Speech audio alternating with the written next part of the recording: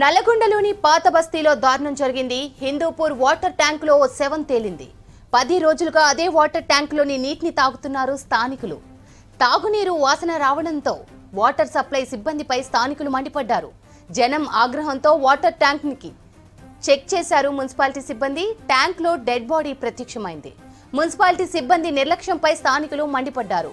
నీటిలో మృతదేహం హనుమాన్ నగర్కి చెందిన ఆవుల వంశీగా గుర్తించారు. గతంలోనూ నాగార్జున సాగర్ మున్సిపాలిటీలో 30 కోతులు చనిపోయాయి.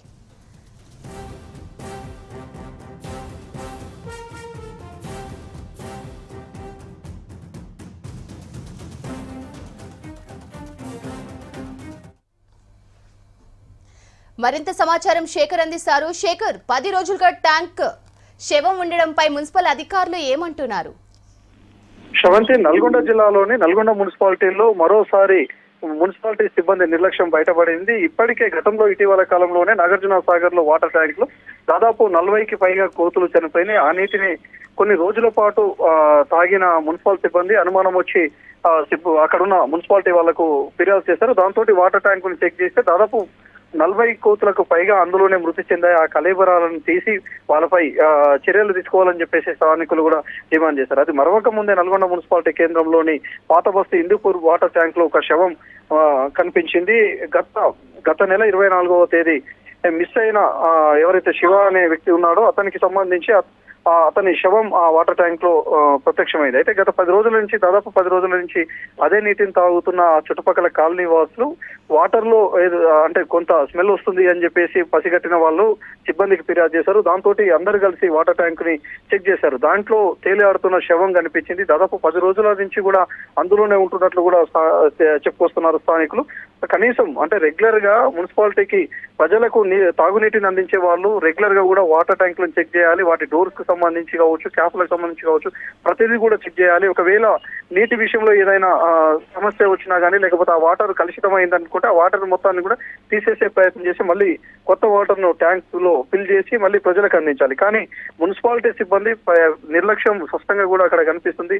వాళ్ళు నిర్లక్ష్యంగా ఉండడంతో దాదాపు 10 రోజుల పాటు అదే నీటిలో తాగునీటి ట్యాంకులోనే శవం కనిపించింది. ఆ శవం ఉన్న నీటినే అక్కడ తాగుతుంది. ఇప్పుడు ప్రజలు తీవ్ర అసహనం వ్యక్తపరుస్తున్నారు మున్సిపాలిటీ సిబ్బంది మీద. ఇప్పటికే నల్గొండ మున్సిపల్ చైర్మన్ బుర్రి శ్రీనివాసరెడ్డి ఎన్నోసార్లు వాళ్ళందరికీ కూడా వార్నింగ్ ఇచ్చాడు సిబ్బందికి.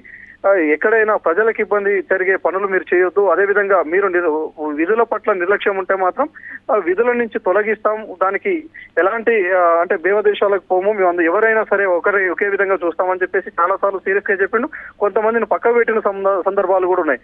అయినప్పటికీ కూడా వాళ్ళు ఎక్కడ కూడా మార్పు రావట్లేదు మున్సిపాలిటీ సిబ్బందిలో. వాళ్ళ నిర్లక్ష్యం మాత్రం మరోసారి స్పష్టంగా కూడా కనిపించింది. శవం తాగునీటి ట్యాంకులోనే ఉండడం, 10 రోజుల పాటు అదే నీరుని తాగడంతో వాళ్ళంతా కూడా కొంత అనారోగ్యానికి గురైన పరిస్థితి కనిపిస్తుంది. మరోవైపు వాళ్ళంతా కూడా ఇబ్బంది పడుతున్న పరిస్థితి.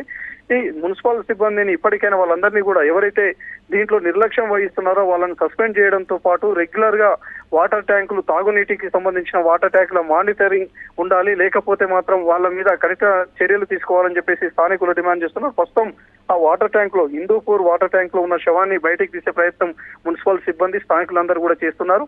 అక్కడికే ఎవరైతే ఆ మృతదేహం హనుమాన్ నగర్ కు చెందిన ఆవుల వంశీగా గుర్తించారు. ఆవుల వంశీకి సంబంధించిన కుటుంబాన్ని కూడా ఇప్పటికే అక్కడికి పిలిచారు. ఇప్పుడు ఆ శవాన్ని పోస్ట్ మార్టం నిమిత్తం హాస్పిటల్ తీసుకెళ్లిన తర్వాత వాళ్ళ కుటుంబ సభ్యులకు అప్పగించే పనిలో అటు అధికారులు ఉన్నారని చెప్పుకోవచ్చు. ఇంకా చూడాలి, ఈ మున్సిపాలిటీకి సిబ్బంది ఎవరైతే నిర్లక్ష్యం వహించారో, కనీసం ఆ వాటర్ ని చెక్ చేయకుండా పూర్తిగా నిర్లక్ష్యం వహించి అదే నీళ్లను ప్రజలకు తాగునీటి అవసరాలకు పంపించారో వాళ్ళందరి మీద ఎలాంటి చర్యలు తీసుకుంటారో, మరి మున్సిపల్ కమిషనర్ కావచ్చు, మున్సిపల్ చైర్మన్ కావచ్చు దీని మీద ఎలా స్పందిస్తారనేది చూడాల్సి ఉంది. ప్రస్తుతం మాత్రం అందులో వాటర్ ట్యాంకుల నుంచి మాత్రం మృతదేహాన్ని తీశారు. Sravanthi. Right, Shikhar. Thanks for the updates.